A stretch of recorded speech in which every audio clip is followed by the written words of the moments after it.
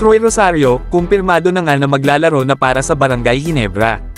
Makalipas ang ilang buwan na haka-haka kung saan ba mapupunta ang isang Troy Rosario ay mukhang tinapos na ito ng isang legit source sa basketball sa Pinas na si Snow Badwa.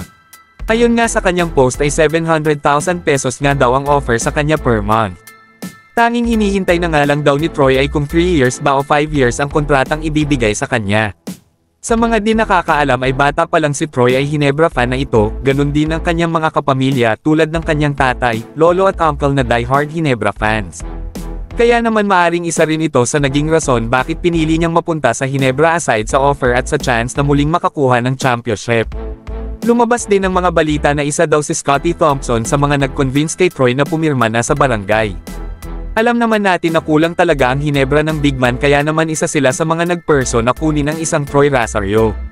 Makakatulong nga ito sa kanila dahil may makakapalitan na itong si Jepet sa kanyang posisyon, o di kaya'y magiging 4 na itong si Jepet na kung saan ay dito nga siya komportable.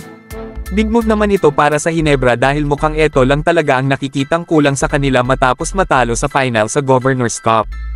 Ano ang masasabi mo idol sa move ng Ginebra na ito? E-comment mo na sa baba nang malaman naman namin ang opinyon mo.